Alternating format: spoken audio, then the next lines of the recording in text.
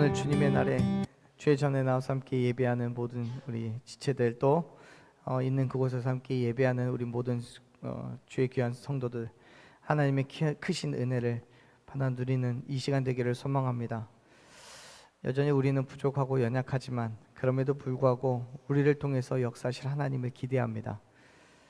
오늘 또 하나님께서는 다시금 우리를 하나님의 전으로 불러주셨고 우리에게 은혜를 주시기 위하여 우리에게 이 시간을 허락해 주신 줄로 믿습니다. 때문에 이 시간에 우리가 다시 한번 하나님의 놀라우신 은혜 가운데로 나아가는 시간 되기를 소망합니다.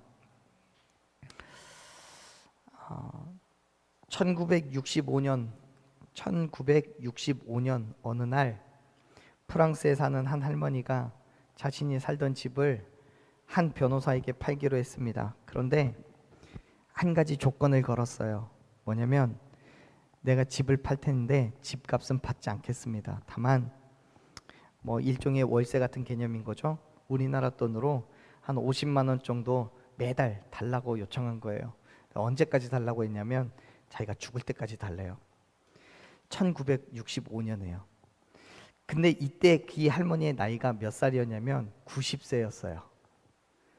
그러니까 이 변호사는 나름대로 계산을 막 해보니까 이 할머니가 100살까지 산다 그래도 10년이잖아요. 매달 50만 원씩 지불해도 120개월 50만 원 하면은 6천만 원 정도밖에 되지 않는 거예요. 변호사 입장에서는 원래 집값에는 훨씬 못 미치는 금액이어서 이 정도라면 완전히 헐값으로 살 수 있겠다 싶었던 거죠. 그래서 1960년대 당시에 프랑스의 평균 수명이 약 75세였대요. 그러니까 이 할머니가 90세니까 1년 살다 죽어도 이상하지 않은 거예요. 할머니 입장에서는 말도 안 되는 헐값이지만 재산을 물려줄 가족도 자녀도 없었기 때문에 자기가 죽을 때까지 매달 생활비처럼 한 50만 원 정도 받을 수 있다면 손해보지 않는 일이라고 생각했습니다. 근데 문제는요, 이 계약이 다 끝나고 집을 이 변호사에게 넘겨준 이후에 생겨났어요. 문제는 뭐냐면 이 할머니가 그때로부터 무려 32년을 더 삽니다. 122세 하고도 164일을 더 사셨대요. 그 바람에 이 변호사는 30년 동안 매달 생활비를 지불해야 했습니다. 그러다가 변호사가 먼저 77세로 1995년에 죽어요. 결국 죽을 때까지 집을 갖지를 못했대요. 비극이죠. 할머니보다 2년이나 먼저 죽었어요. 그래서 그때까지 32년 동안 변호사가 낸 돈을 합하면 우리나라 돈으로 한 1억 한 8천만 원 정도 된답니다. 이 금액은 당시 집 시세의 2배가 넘는 금액이었대요. 변호사에게는 엄청난 손해인 거죠. 근데 이 할머니가 그 소식을 듣고 태연하게 그렇게 말했대요. 우리는 모두 인생에서 잘못된 계약을 하죠. 그래요, 여러분. 우리가 살아가면서 매번 선택이라는 걸 하는데 그 선택 속에서 분명히 한두 번쯤은 잘못된 선택을 하곤 합니다. 그리고 그 선택으로 인해서 우리는 땅을 치면서 후회할 때가 있어요. 앞서 말씀드리는 것, 그 변호사처럼요. 어떻습니까? 여러분은 어떤 선택을 하고 난 이후에 혹시 후회하신 적 없으십니까? 여러분에게 있어서 가장 큰 후회라고 생각되는 것은 뭐가 있습니까?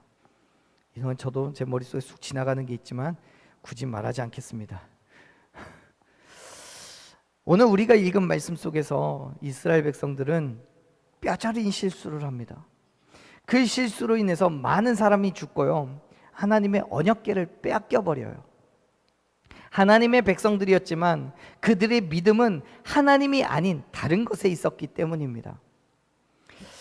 오늘 그 이야기를 한번 나눠보려고 합니다. 그리고 우리의 믿음의 자리가 어디인지를 분명히 알고 그 자리로 돌아가서 하나님께서 우리를 통해 이루시길 원하는 그 놀라우신 은혜, 그리고 그 축복을 받아 누리는 저와 여러분이 되기를 간절히 축원합니다. 사무엘상 3장 19절 이후로 이제 사무엘은 그 사역의 전면에 나서게 됩니다. 물론 사무엘 혼자 그 사역을 감당했던 건 아니에요. 이전부터 사역하고 있었던 엘리 제사장도 있었고요. 엘리의 두 아들인 홈리와 비느하스도 제사장의 역할을 감당했습니다. 당시의 제사장이라는 건 세습되는 그런 신분이었기 때문에 아버지가 제사장이어서 그의 아들인 홈리와 비느하스도 당연히 제사장이 되는 거죠. 어느 날 이스라엘은 블레셋과의 싸움을 하게 됩니다. 사사시대 이후로 가나안 땅의 남서쪽을 완전히 장악하고 있던 이 블레셋이라는 민족은 가나안 지역에서 유일하게 높은 수준의 제철 기술을 가지고 있었습니다. 이 기술을 바탕으로 잘 무장된 막강한 군대를 소유하고 있었죠. 그러한 블레셋은 이스라엘에 대한 야욕이 있었습니다. 이미 이스라엘의 일부를 지배하고 있었던 중이었기 때문에 그 일부뿐만이 아니라 이스라엘 전역을 집어삼키려고 계획을 세우고 있는 거죠. 그래서 호시탐탐 그 때를 노리며 이스라엘을 공격하고 있었습니다. 그때마다 이스라엘은 블레셋에 맞서 싸우며 그 압제에서부터 벗어나기 위해 발버둥을 쳐요. 오늘 우리가 읽은 말씀 속에서도요, 이스라엘은 에벤에셀 곁에 진을 치고 또 아벡에 진을 치고 있는 블레셋에게 대항을 하고 있습니다. 그렇게 이스라엘과 블레셋의 싸움이 시작됩니다. 우리 말씀을 다시 한번 읽어볼까요? 2절 말씀, 4장 2절 말씀을 같이 읽겠습니다. 읽습니다. 블레셋 사람들이 이스라엘에 대하여 전열을 벌이니라. 그 둘이 싸우다가 이스라엘이 블레셋 사람들 앞에서 패하여 그들에게 전쟁에서 죽임을 당한 군사가 4,000명 가량이라. 아멘. 너무나도 비극적이게 이스라엘 백성들은 블레셋과의 싸움에서 엄청 크게 패합니다. 이 싸움에서 죽임을 당한 군사가 그 2절 마지막에 보면 약 4,000명이나 되었다라고 기록하고 있어요. 이 참혹한 결과에 이스라엘 백성들이 큰 충격에 빠집니다. 그리고 전쟁에 살아남은 군사들이 돌아오자 각 지파의 장로들은 함께 모여서 긴급 회의를 합니다. 그런데 그 회의의 결론이 어떻게 나죠? 3절 말씀 보면 이렇게 이야기합니다. 3절 같이 읽을게요. 백성이 진영으로 돌아오매 이스라엘 장로들이 이르되 여호와께서 어찌하여 우리에게 오늘 블레셋 사람들 앞에 패하게 하셨는고 여호와의 언약궤를 실로에서 우리에게로 가져다가 우리 중에 있게 하여 그것으로 우리를 우리 원수들의 손에서 구원하게 하자 하니. 아멘. 여러분, 말씀을 잘 살펴보시면 이스라엘 장로들은요 이렇게 말해요. 여호와께서 어찌 우리에게 오늘 블레셋 사람들 앞에서 패하게 하셨는고. 앞뒤만 딱 얘기하자면, 서론과 본론만 얘기하자면 여호와께서 어떻게 우리를 지게 했느냐라고 얘기하는 거예요. 지금 이스라엘 장로들은 블레셋 민족에게 패한 것에 대한 큰 충격을 받았어요. 그런데 그 충격의 이유가 뭐냐면 단순하게 패배했기 때문이 아니라 그 패배의 이유에 있는 거예요. 그 이유가 뭐예요? 하나님으로부터 버림을 받았다는 거예요. 보세요. 3절 말씀에 여호와께서 패하게 하셨다라고 기록하고 있잖아요. 블레셋이 잘 싸워 이긴 게 아니에요. 하나님께서 직접 이스라엘 백성들을 치셨기 때문에 자기네들이 졌다는 거예요. 그래서 이스라엘 장로들이 탄식하는 거예요. 하나님이 이스라엘을 버리셨다라고 받아들인 거예요. 그들은 전쟁에서의 참패의 이유를 나에게서 찾는 게 아니라 하나님에게서 찾고 있는 거예요. 여러분, 사무엘상 3장 1절을 보면 당시의 이스라엘 사회는요 하나님의 말씀이 희귀하고 이상이 흔히 보이지 않았다고 기록해요. 무슨 말이냐면 이스라엘 백성들이 하나님 앞에 범죄함으로 인해서 하나님의 말씀이 그곳 가운데서 사라진 거예요. 하나님께서 베푸시는 은혜가, 기적이 그곳에서 사라져 버렸어요. 보이지 않아요. 하나님께서 더 이상 이스라엘 백성들 가운데 함께하고 계시는 것처럼 느껴지지 않아요. 이스라엘 백성들이 하나님 앞에 범죄한 결과였고 그것 때문에 그들이 잘못을 깨닫고 회개해야 했어요. 그런데 하나님의 말씀이 아니라 자기의 소견대로 살았던 그 삶은 회개해야 되는데 그 때문에 그 징계로 인해서 블레셋에게 패배를 당하고서도 오히려 그 원인을 하나님에게서 찾고 있는 거예요. 사실 이스라엘 백성들이 전쟁에 나서며 하나님께 도움을 간구했다면 전쟁의 결과는 달라졌을지도 몰라요. 하나님께서 그들을 지키시고 보호하셔서 결국 전쟁에서 승리하게 하셨을지도 몰라요. 여러분, 정말 재밌는 거는 지금 우리가 읽었던 사무엘상 4장 말씀, 4장 1절의 말씀을 보면 이 이스라엘 백성들이 진치고 있는 그 지역이 어디냐면 에베네셀이라는 곳입니다. 근데 이 에베네셀이라는 말의 뜻이 뭐냐면 하나님께서 여기까지 역사하셨다, 여기까지 인도하셨다, 하나님께서 여기까지 임하셨다, 이런 의미예요. 지금 그 에베네셀에서 이스라엘 백성들은 더 이상 하나님의 임재를 느끼질 못하고 있는 거예요. 아이러니한 일인 거죠. 왜요? 왜 하나님은 이스라엘을 버리셨습니까? 왜 그들을 지키지 않으셨습니까? 하나님이 나빠서요. 이스라엘 백성들은, 이스라엘 장로들은 하나님이 나쁘다고 생각하는 거예요. 여러분, 가끔 우리가 계획한 일이 잘 되지 않을 때 우리는 그렇게 생각합니다. 왜 일이 이렇게 됐지? 나 교회 다니잖아, 나 예배하잖아. 그런데 왜 하나님이 내 기도 듣지 않으시지? 아니야, 하나님 안 계실지도 몰라. 하나님 나에게 귀를 기울이시지 않는 거야. 다 버린 거야. 여러분, 하나님의 존재의 유무를 논하기 이전에 내가 정말 하나님의 자녀인가를 먼저 생각해 보십시오. 내게 하나님의 도움을 받을 만한 자격이 있는지를 나를 돌아봐야 되는 거예요. 만약 그럴 만한 자격이 없다면 어떻게 해요? 회개해야죠. 하나님께 그 자격을 부여달라고, 하나님 앞에 다시금 나아가게 해달라고 간구해야죠. 그런데 이스라엘 백성들은요, 애당초 그럴 생각이 없어요. 내가 문제가 아니라 하나님의 문제인 거예요. 그래서 다시 내린 결정이 뭡니까? 3절을 보면 얘기하죠. 실로에 있던 그 언약궤를 가지고 오자고요. 이스라엘 장로들이 생각하는 거예요. 언약궤에는 하나님의 임재가 있기 때문에 언약궤를 전쟁터로 가져다 두면 하나님도 그곳에 임재하실 거라고요. 그래서 전쟁에서 이기게 할 거라고 생각한 거예요. 뭐 따지고 보면 사실 그렇습니다.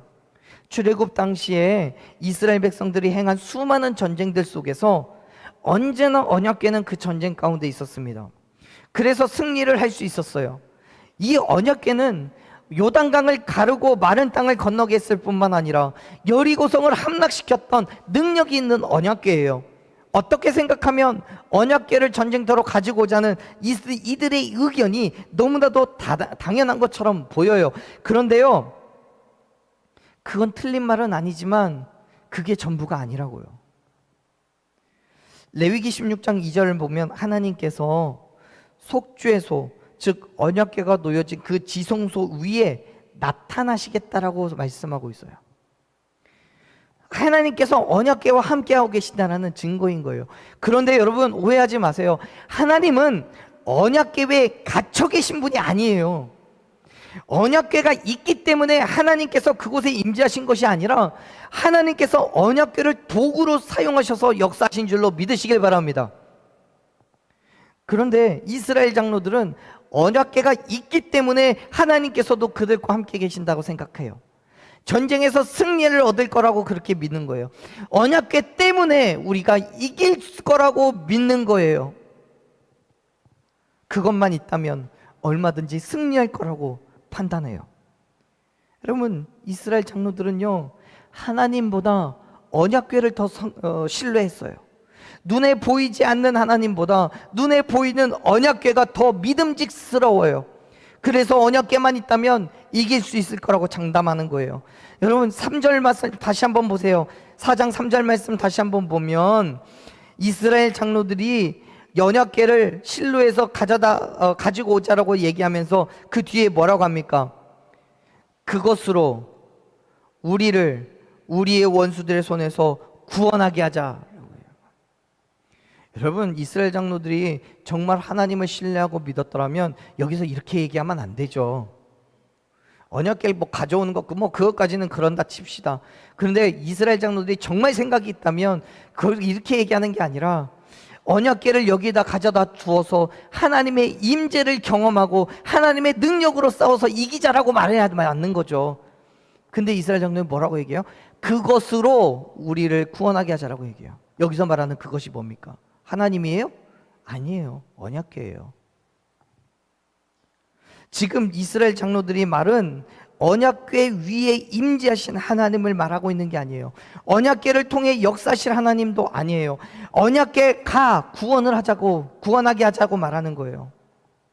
사랑하는 여러분, 교회는 분명 하나님의 임재가 있는 곳입니다. 동의하십니까?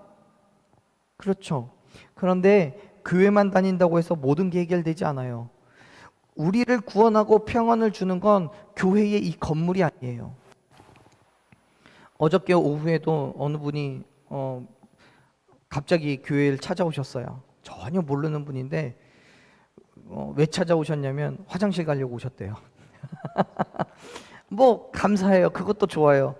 그런데 그분들이 가시면서 그러시는 거예요. 우리한테 그런 게 아니라, 저희한테 그런 게 아니라 그 같이 있던 자기 이제 동료분들에게 말씀하시는데, 일행에게 얘기하시는데 교회가 너무 예쁘고 밝고 잘 꾸며놨다고 그렇게 칭찬을 하시더라고요. 감사해요. 그런데요, 그렇다고 구원을 얻는 거 아니에요. 우리 교회 정말 예쁘고 잘 세워진 교회, 그런 교회 간다고 구원을 얻는 게 아니에요. 평안을 주는 건 교회의 건물이 아니에요. 이곳에 임재하시고 역사하시는 하나님께서 구원의 은혜를 주시는 줄로 믿으시길 바랍니다. 교회를 다니는 많은 사람들이요, 주일에 교회를 왔다는 것으로 구원받았다고 생각해요. 예배했다는 것으로 하나님의 축복을 누릴 수 있다고 믿어요. 그런데 안 그래요.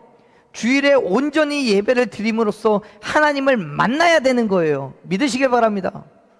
하나님께서 역사하시지 않는 교회는 그냥 시멘트 상자에 불과한 거예요. 예배의 질보다 양을 더 귀하게 여기지 마십시오. 한 번의 예배라도 집중해서 온전한 예배를 드려야 되는 거예요. 그곳에 하나님께서 역사하시는 거예요. 우리가요, 영적 전쟁에서 승리하는 방법은 교회를 다니는 게 아니에요. 교회에서 하나님 만나고 하나님의 도우심을 받는 거예요. 그래야 영적 전쟁에서 승리할 수 있는 거예요. 그것을 위해서 우리는 예배를 하는 거고요. 예배는 넓은 의미에서 기도하고요, 말씀 보고 듣고요, 찬양하고요, 뭐 우리가 살아가는 모든 믿음의 그 삶의 전부를 포함하고 있어요. 그런데 그러한 예배에 집중하는 것이 영적 전쟁에서 승리를 하는 방법인 거예요.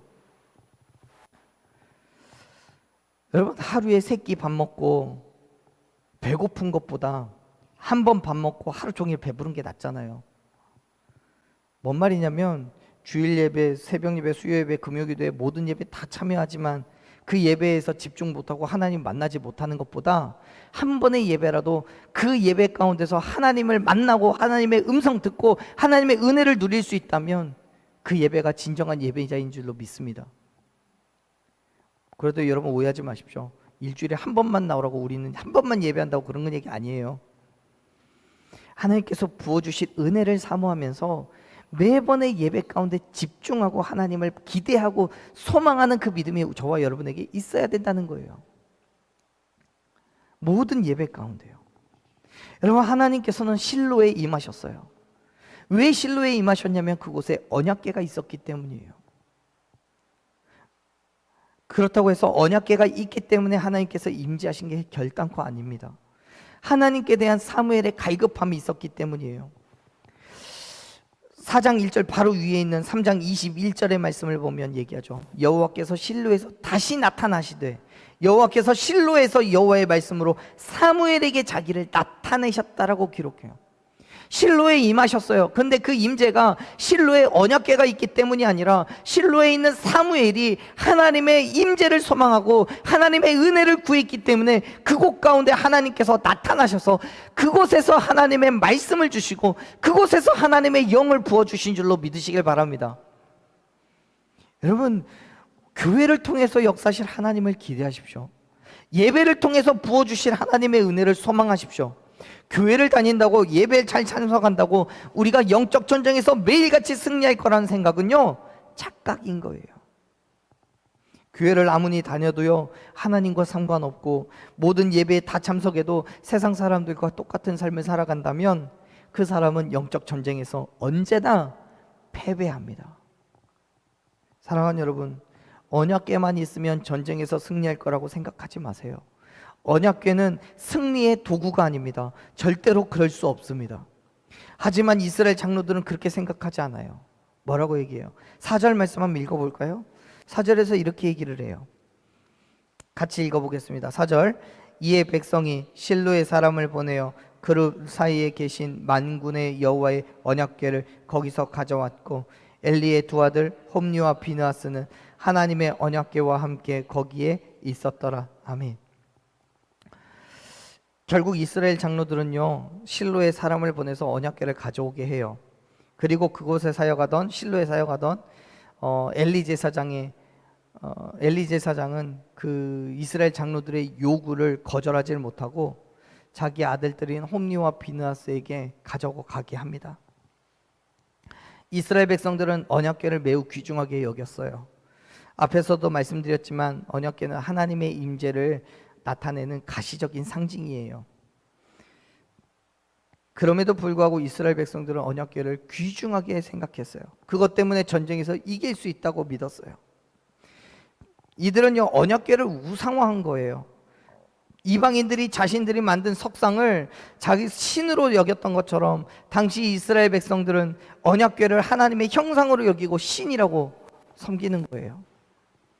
그렇기 때문에 언약궤를 진영 안으로 가져오기만 하면 그 궤가 그들에게 승리를 가져다 줄 거라고 믿은 거예요. 하지만 하나님의 임재함이 없는 언약궤가 어떻게 이 전쟁에서 승리를 가져다 줄 수 있겠습니까?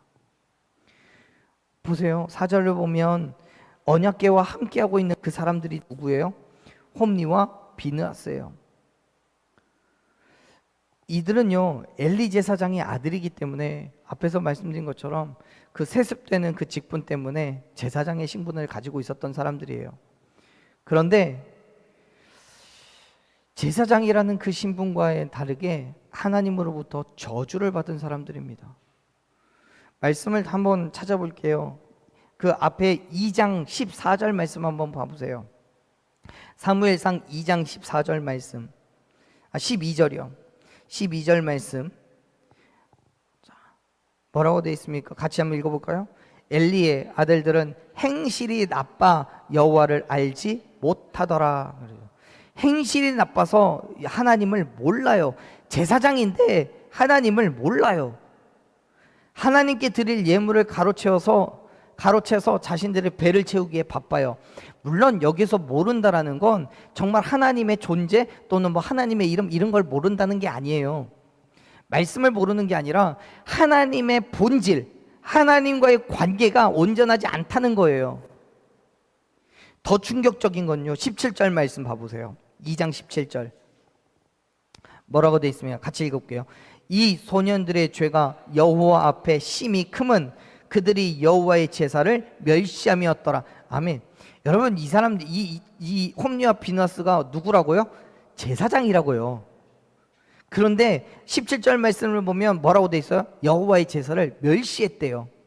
오늘날로 우리가 쉽게 이해할 수 있게 생각해 보면 제가 목사잖아요. 목사인데 예배를 멸시해요. 예배를 안 드려요.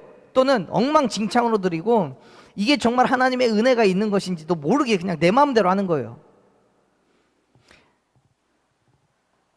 하나님은요 이러한 홈리와 비느하스의 모습에 뭐라고 얘기하시냐면 30절로 넘어가 볼게요. 2장 30절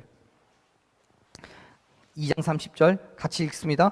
그러므로 이스라엘의 하나님 나 여호와가 말하노라 내가 전에 내 집과 내 조상의 집이 내 앞에 영원하리라 행하였으나 이제 나 여호와가 말하노라 결단코 그렇게 하지 아니하리라. 나를 존중히 여기는 자를 내가 존중히 여기고 나를 멸시하는 자를 내가 경멸하리라. 아멘. 지금 엘리 제사장에게 이야기하는 거예요. 저 엘리 제사장에게 저주하는 거예요. 뭐라고요? 옛날에는 너와 너희 조상들의 집이 내 앞에서 영원히 있을 거라고 내가 약속을 했는데 그 약속 내가 깰 거야. 네 해는 모습을 보니까 도저히 안 되겠어. 이제는 나를 존중히 여기는 자는 내가 존중하겠지만 나를 멸시하는 자는 내가 경멸할 거야 라고 얘기해요.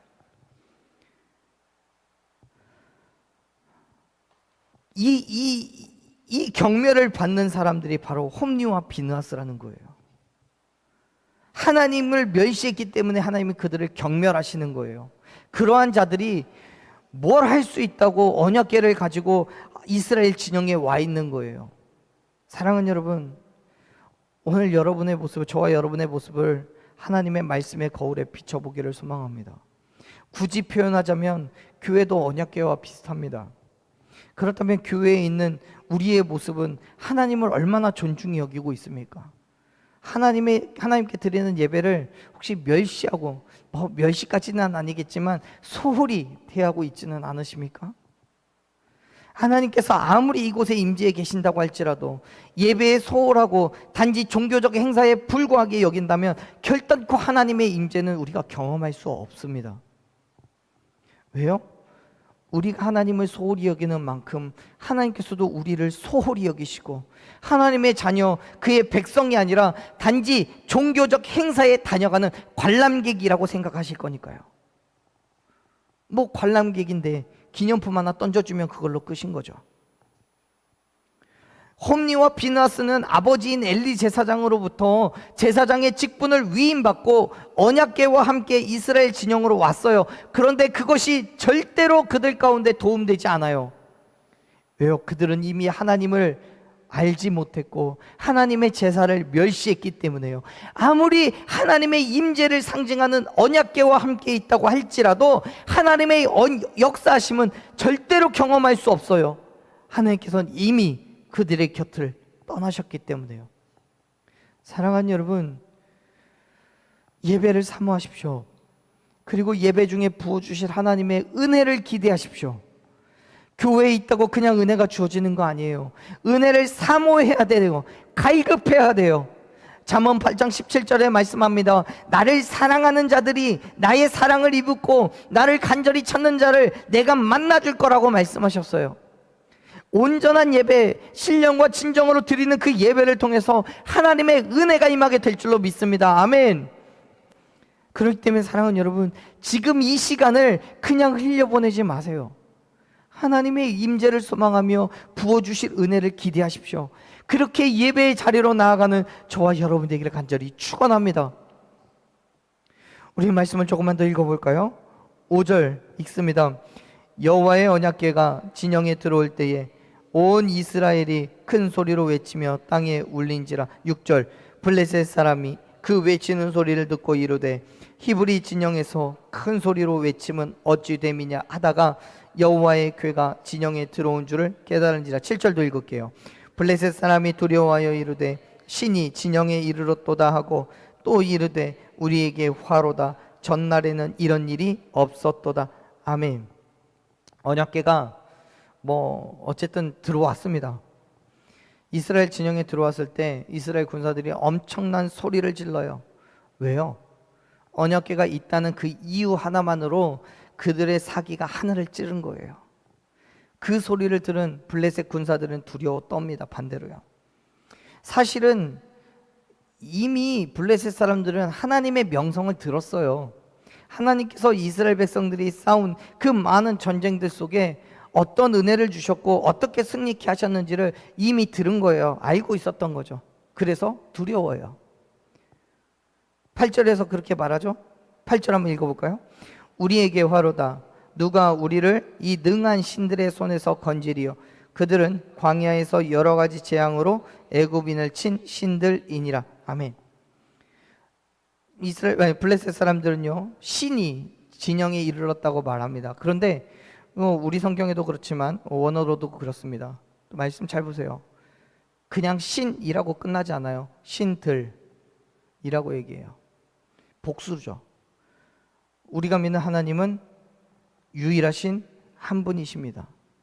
그런데 블레셋 사람들은 신을 복수로 얘기해요. 무슨 뜻입니까? 신이 여럿 있다는 거죠. 이스라엘 백성들이 섬기는 신이 여럿 있다는 거예요. 굳이 성경에서는 표현하고 있지 않지만 그 신들 중에는 하나님도 계시고 언약궤도 있는 거예요. 여러 가지 우상들인 거죠. 즉 블레셋의 입장에서는 언약궤가 곧 하나님이었고 언약궤가 곧 하나의 신이었던 거예요. 그렇기 때문에 이제 이 전쟁에서 질 수밖에 없다라고 그들은 판단했어요. 결국 블레셋 사람들이 할 수 있는 거라고는 한 가지밖에 없었습니다. 이 전쟁에서 승리를 하기 위해선 자기 스스로를 잘 다독여야 돼요. 9절을 보면 이렇게 얘기합니다. 9절 읽어볼게요. 너희 블레셋 사람들아 강하게 되며 대장부가 되라. 너희가 히브리 사람의 종이 되기를 그들이 너희의 종이 되었던 것 같이 되지 말고 대장부같이 되어 싸우라고. 10절 블레셋 사람들이 쳤더니 이스라엘이 패하여 각기 장막으로 도망하였고 사륙이 심히 커서 이스라엘 보병에 엎드러진 자가 3만 명이었으며 11절 하나님의 궤는 빼앗겼고 엘리의 두 아들 홈리와 비나스는 죽임을 당하였더라. 아멘. 이제 블레셋 군대와 이스라엘 군대는 두 번째 싸움을 합니다. 그 결과가 어떻게 됐습니까? 사실 첫 번째 싸움과 두 번째 싸움에서의 차이는 있죠. 차이는 뭐예요?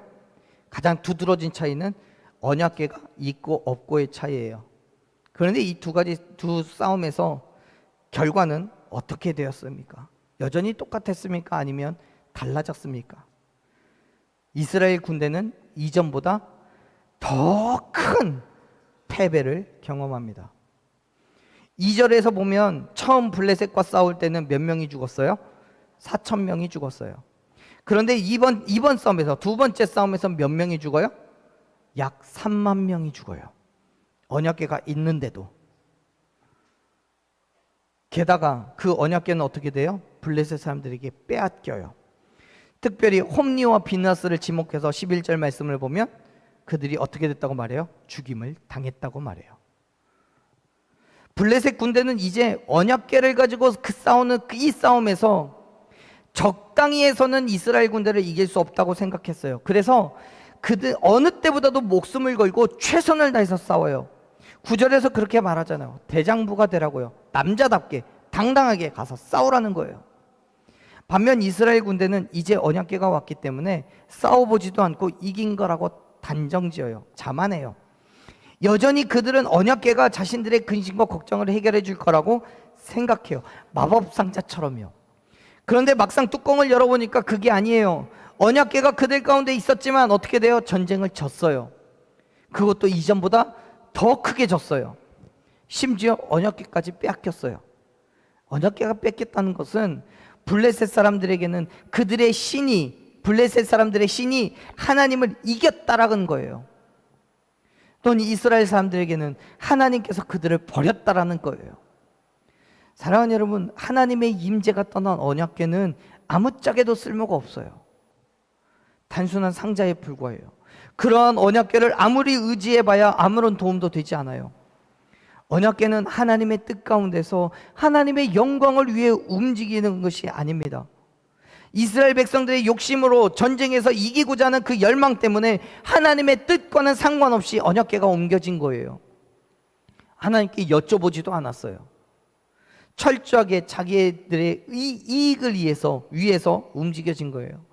이미 수천 년 전에, 이건 수천 년 전의 이야기가 아니에요. 정말 죄송한 말씀이지만 오늘 또 하나님의 임재가 없는 예배는 아무짝에도 쓸모없는 단순한 행사에 불과하다는 거예요. 뿐만 아니라 하나님과 아무런 상관없이 교회 오는 것만으로는 하나님 전혀 도움되지 않아요. 사랑하는 여러분, 여러분이 지금 오늘 예배에 참석하면서 하나님 앞에 온전한 믿음으로 나온 이 자리가 되기를 간절히 축원합니다. 하나님의 은혜를, 하나님이 부어주시는 그 은혜를 소망하십시오.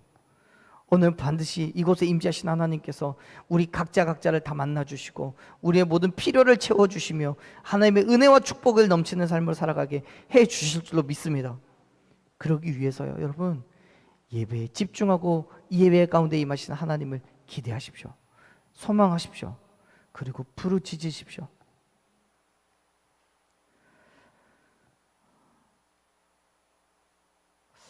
이스라엘 진영 가운데 있던 언약궤는 하나님의 임재가 없었어요. 오히려 언약궤가 우상이 되어버렸어요. 이스라엘 백성들의 마음이 언약궤에 빼앗겨서 하나님을 잊어버렸어요. 사랑하는 여러분, 우리 교회 교회의 외형적인 모습에만 집중한 나머지 이곳에 임재하신 하나님을 잊어버리시진 않았습니까? 교회에 왔다는 사실만으로 만족감을 가지고 다른 것을 소망하지 않는 것은 아닙니까? 여러분, 세상에 빼앗긴 예배, 하나님이 아니라 다른 것에 넘겨진 우리의 갈급함, 열정, 그 모든 것들을 다시 되찾아오십시오. 물질에 빼앗긴 믿음, 고난과 괴로움에 묻힌 하나님의 역사하심을 기대하는 마음을 다시 되찾아오십시오. 우리가 믿음의 삶을 살아가는 가운데에 세상에 빼앗긴 것은 어떤 것입니까? 하나님께 대한 열정입니까? 갈급함입니까? 다시 찾아오십시오. 그리고 온전하고도 순전한 믿음으로 다시 예배자의 자리로 돌아오십시오. 우리가 온전한 믿음으로 예배할 때, 하나님 만나기를 소망할 때 하나님의 임재를 경험하고 하나님께서 역사하시는 것을 바라보게 될 줄로 믿습니다. 그리고 이 땅과 이 민족과 세계 열방 가운데 하나님의 구원의 도구로 쓰여지는 우리 교회, 그리고 저와 여러분이 되기를 간절히 축원합니다. 아멘. 우리 이 시간 찬양으로 다시 한번 결단하며 기도하기를 소망합니다. 사랑하는 여러분, 믿음을 회복하십시오. 예배를 회복하십시오. 날마다 온전한 믿음으로 예배하며 하나님의 크신 은혜와 넘치는 축복을 받아 누리십시오. 우리가 나아가는 그 길에서 만나는 그 모든 전쟁들 속에서 이기고 승리케 해주실 줄로 믿습니다.